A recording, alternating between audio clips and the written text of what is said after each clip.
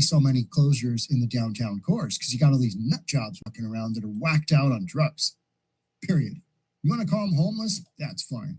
You need to add homeless drug addict to the vast majority of them. And then you get on the playing field of, oh, okay, well, that's why they're stealing from stores because, they're not employed and they need money to buy those drugs. So that's what you got. Considerations like store density and proximity of other CVS locations also played a role in the move. All right. Yeah, this store is too big. This store is too small. Does that really matter? This store no longer fits our profile. We can no longer do the renovations we need to this store to make it viable with our current business model. How much crap have we read when in reality it comes down to, yeah, they're stealing too much stuff, and plus it's just not safe for anybody to have a store here, period. I'd love that. I'd love a manager to come right out and just say, yeah, this is not where you want your store to be. Anywhere else but up in here, right? Anywhere else but here. The decision comes on the heels of an exodus of businesses from the area, notably the now shuttered Nordstrom. We're going to take a look at that in a sec. In the San Francisco Central Mall. Well, the San Francisco Central Mall, the Westfield Mall, the owners just basically gave back the keys to the whole mall to the lender. Couldn't make a go of it. You only got half of the businesses there. Half of the spots within that mall are occupied. The other half, just a ghost town. And the ones that are there are being just wrecked by homeless people coming in. And I've talked about human excrement on the elevator multiple times. And for those of you, this is your first time tuning in, thank you. And we talk about human excrement fairly often on this channel because it's a reality in San Francisco. And it's a deterrent. I don't know if you know this, but it's a deterrent to have human excrement on a sidewalk in front of a shop. Who knew? I mean, yeah, tricky, right? We talk fairly often about playing the Dodge the Human Fecal Matter game. Nobody wants to play that game. And in San Francisco Center Mall, the Westfield Mall, you've got an elevator that's had just a lot of people taking number twos in it, like exponential, like 400% increase. That's not good. And that's why these businesses are like, yeah, you put all these things together, all these combination of things together, it's a no-go. So Nordstrom in the San Francisco Center Mall just gutted its showroom following its departure from what was once downtown's lauded Westfield Mall. Yeah, that's what happened. I was reading an account of at one time in Nordstrom, I think it was like 1985 or some when I was in high school, some ancient year. They were talking about $150 spa package you could get, which in today's dollars like $580 or some damn thing. It was expensive. This was the place to be. This Westfield Mall, Center Mall, San Francisco Center Mall, that was the place to be. It was Union Square, a destination center to go to. But it's been hollowed out because the city has gone down this super progressive route. And look how that's ended up. Oh, yeah, Union Square, no go. We're not going there. No thanks. Pass, hard pass. Got a bunch of lunatics running around. People with swords. I always talk about swords because the homeless always seem to find we should say drug addicts. The drug addicts seem to find weapons that could otherwise be props in a play. It's just, is he using that as a weapon or is he going to practice, play practice? Hard to say. That is a real life samurai sword, though. After the closure of the 601 Mission CVS, there will be 11 remaining CVS stores in San Francisco. Our teams will continue to provide the community with outstanding service at these locations, because you got to say that stuff, because otherwise you're like, oh yeah, this is terrible. We got to get the F out of here. That's a storyline from yesterday in Portland that I read. A couple of small businesses, one I think 25 and 38 years, couple of different businesses had been situated in Portland, and they alluded to the fact that the neighborhood is no longer what it once was, and it had changed so drastically that they can't stay in business. And the break-ins seem to be happening at a greater and greater rate. I mean, that's what I'm seeing in many of the communities that I'm following. And the break-ins are becoming more and more. Oops. Oh, I don't want to bang the coffee cup. We got this bad boy up here, right? Democrat? Oh, no. Republican? More reasonable human being. That's what I self-identify as. Am I holding that right? All right. We got that in the merch store along with some other funny stuff. I think one of my other more funny ones is that's this one.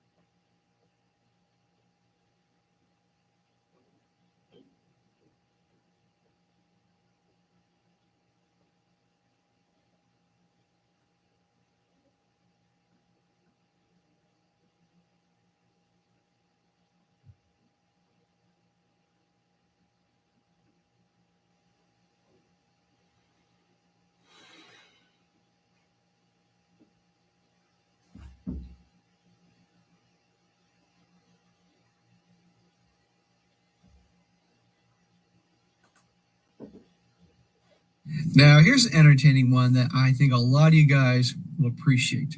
All about a guy who got the last laugh when his ex-girlfriend, who cheated on him and then dumped him for some bad boy lowlife. Things aren't working out too well with the bad boy. Big surprise. And now she's trying to get back with this guy. This guy's like, nope, not happening. Title: The girl that I was seeing dumped me for the bad boy guy. Now she wants to get back with me. He says, I, a 23-year-old male, met Allie through mutual friends. She was really sweet, funny, and seemed caring in the beginning. Yeah, well, let's see how caring she is. After we met, we instantly clicked. She seemed to enjoy the same things as I do. Both of our love languages was touching. The sex was great. First couple months were awesome, but the fourth month, everything went sideways. That week, she seemed really cold and gave me really stale, one-word answers to my questions. After I insisted on what's happening, she finally revealed it. Apparently, she was dating another guy. They started dating after 2 months. They met on Tinder and started chatting. Hooked up a couple times while I was at work. Goodbye. Have a nice life. Kiss my ass.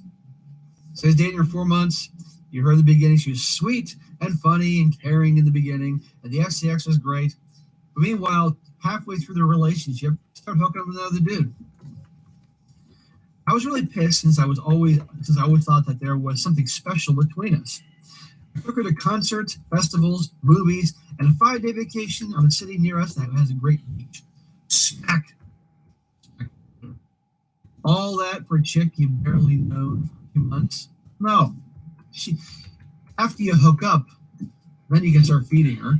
And then over time, you can do things like this. But in 2 months, no way. Just to earn those things. If the situation was reversed, I would tell the girl not to bombard the guy with expensive vacations and gifts and shit too. He had to earn that too. During these times, she was talking and hooking up with this guy. After this, we argued. I didn't want to see her again. But before that, I asked her why. You're never going to get a truthful answer out of her. She said she prefers bad boys since they're cool and on the edge. How many guys watching this right now, new gals when they were young, high school, college, even now, that seemed like the nicest, sweet, girl next door type? They love the bad boys, the drama, the excitement, the butterflies, and they do these low lives. I was shocked. I'm not a bad boy vibe guy since I take care of myself. I have a job, I dress well, and I'm really caring to people that I love. And you know what? If you're a good, decent dude, then stay that way. Just don't be a weak pushover.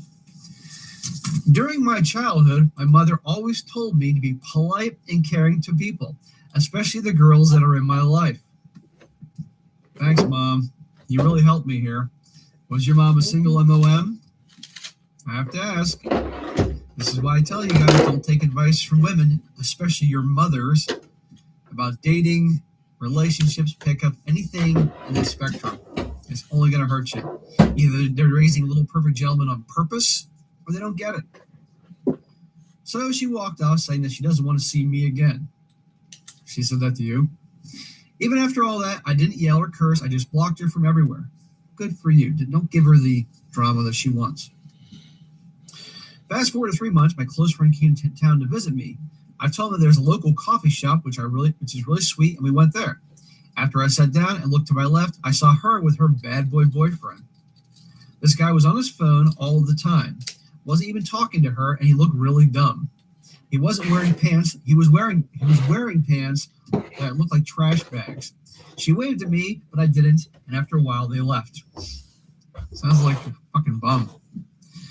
Fast forward 4 months after my mutual friend that introduced us called me and said, Allie was trying to talk to me, but she couldn't reach me since I blocked her from everywhere. That means I don't want to talk to Allie. That's why I blocked her. Not hard to figure that out.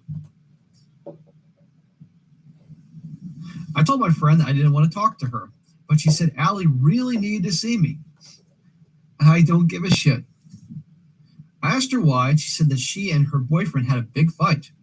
Apparently, he was really abusive, and he was harassing her all the time during their whole relationship.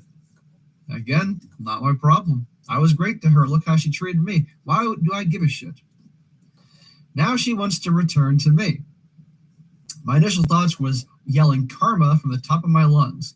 The guy was an overprotective and jealous type, which she told me she preferred a man like that anyway.